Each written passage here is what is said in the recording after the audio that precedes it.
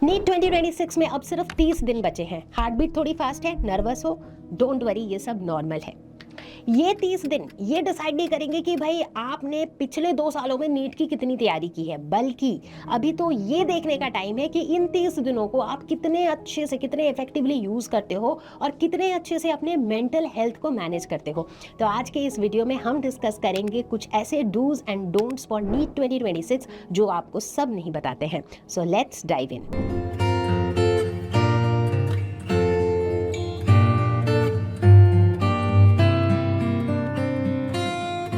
Hello everyone, मुझे उम्मीद है कि आप सभी अच्छे होंगे और आज मैं लेकर आई हूँ dos and don'ts before NEET 2026, जिससे आपकी नीट की तैयारी ना ही सिर्फ इफेक्टिव होगी बल्कि आप अपने आप को बहुत ज़्यादा पॉजिटिव, बहुत ज़्यादा एंथुजियास्टिक फील करोगे नीट एग्जाम के 30 दिन पहले।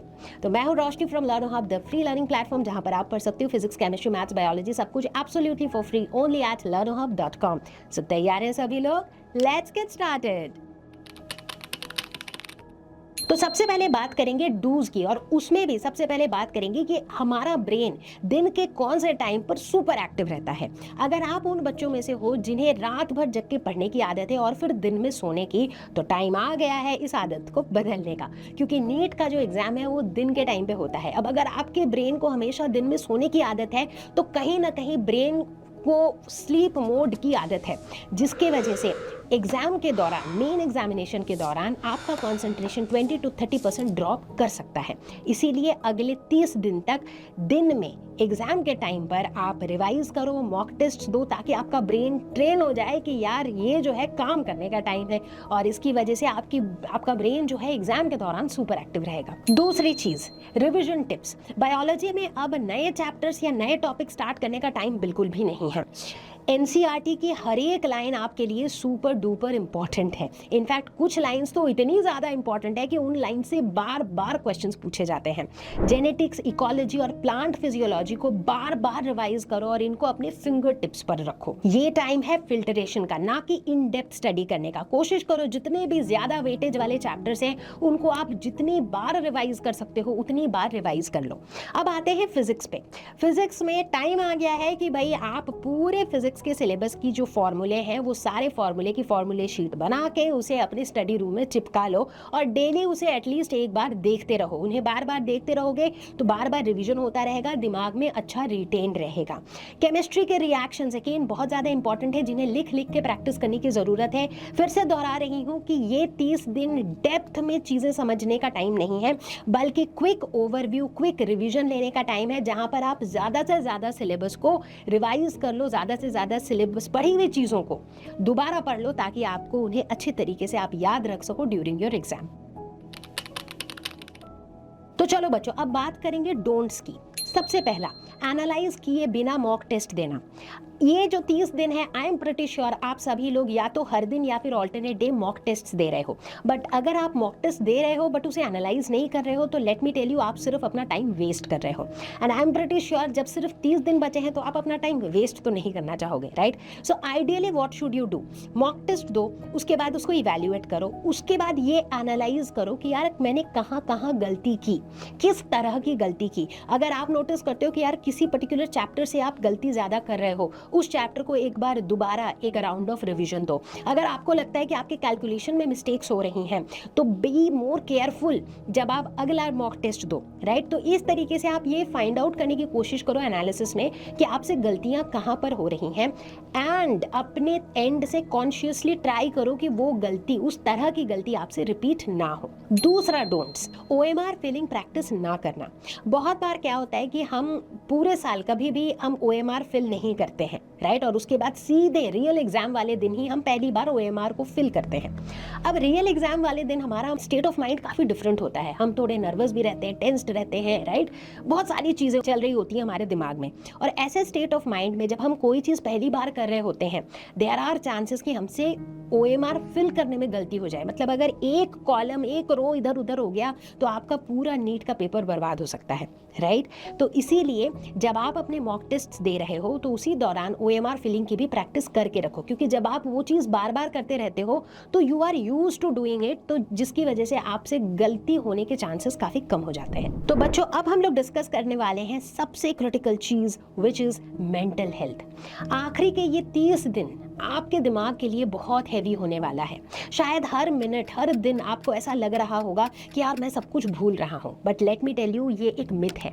अगर आपने पढ़ाई कर रखी है, अगर आप डेली रिवीजन कर रहे हो, मॉक टेस्ट दे रहे हो, जब आप एग्जामिनेशन हॉल में बैठोगे, ऑप्शंस दिखेंगे तो आपका दिमाग चीज़ों को ज़रूर रिकॉल करेगा। तो इसीलिए प्लीज़ इस तरह की थॉट्स के आने की वजह से अपने आप को नेगेटिव मत बनाओ, राइट। साथ ही साथ ऐसे लोग जो आपका स्ट्रेस बढ़ाते हो, ऐसे लोगों से दूर रहो। जैसे कि कुछ ऐसे दोस्त या कुछ ऐसे फ्रेंड्स, रिलेटिव्स जो आपको फ़ोन करके बोलते हो कि यार तुमने कितना पढ़ लिया, यार मैंने तो सारा कर लिया। ऐसे दोस्तों का फ़ोन उठाना ही बंद कर दो।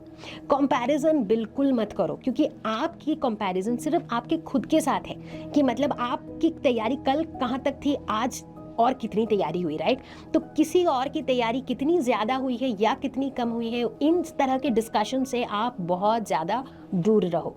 इनफैक्ट पेरेंट्स से भी मेरी एक छोटी सी रिक्वेस्ट है कि आखिरी के इन 30 दिनों में बच्चों पे कोई भी एक्स्ट्रा प्रेशर ना बनाए। इनफैक्ट उन्हें बस ये रियलाइज़ कराइए कि उनका मेहनत करना, उनका एफर्ट डालना ही काफ़ी है। तो बच्चों, टू बी वेरी ऑनेस्ट, अगला 30 दिन आपके लिए बहुत ज़्यादा मुश्किल होने वाला है। थकान भी बहुत हो जाएगी, कभी कभी रोना भी आएगा, but let me tell you कि एक बार आप वो टाइम इमेजिन करो जब आपके नाम के आगे डॉक्टर लग जाएगा, और ये सोच के ही you will be filled with positivity. आपको एक अलग ही मोटिवेशन मिलेगा। Believe in yourself. मैं पिछले 15 सालों से बहुत से बच्चों को नीट क्लियर करते हुए भी देख रही हूँ, नीट की तैयारी करते हुए भी देख रही हूँ, और मैंने यही देखा है कि जीतता वही है जो एंड तक मैदान नहीं छोड़ता है। कमेंट में लिखिए I am ready for NEET 2026, ताकि मुझे पता चले कि मेरे नीट वॉरियर्स वाकई में तैयार है। वैसे जाते जाते एक बात बता के जाती हूँ, बहुत से बच्चे कमेंट्स में पूछते रहते हैं बायो के वन शॉट वीडियोस के लिए। सो क्लास 11th और क्लास 12th की बायोलॉजी के वन शॉट वीडियोस की प्लेलिस्ट्स बनी हुई है। आप चैनल के होम पेज पे जाकर के उन वीडियोस को देख सकते हो। आपके लास्ट मिनट रिवीजन में वो बहुत ज़्यादा काम आने वाले हैं। सिर्फ बायो की ही नहीं, बल्कि केमिस्ट्री और फिजिक्स के भी वन शॉट वीडियोस बने हुए हैं, जिन्हें आप देख सकते हो। उनकी प्लेलिस्ट की लिंक आपको हमारे चैनल के होम पेज पर मिल जाएगा। Class 11th biology one shots पे movement and locomotion and neural coordination, ये दोनों वीडियोस पर काम अभी भी चल रहा है। तो ये दोनों वीडियोस नीट से पहले अपलोड हो जाएगा, ठीक है। So wish you all the very best and stay positive, believe in yourself. Take care, bye bye. Learno Hub एक ऐसा फ्री लर्निंग प्लेटफॉर्म जहां पर आपको मिलते हैं videos, notes,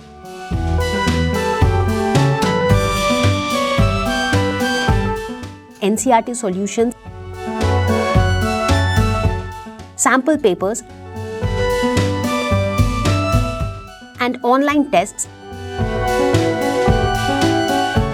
absolutely free of cost.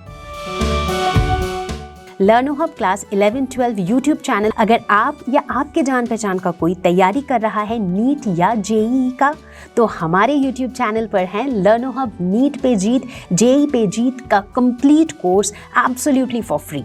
इनमें चैप्टर्स की डिटेल्ड एक्सप्लेनेशंस, लाइव क्लासेस, ढेर सारे क्वेश्चंस और प्रीवियस ईयर क्वेश्चंस डिटेल्ड में कवर्ड हैं। और तो और you can ask all your doubts absolutely for free at ask question section of लर्नो hub. हमारा एंड्रॉयड ऐप भी है।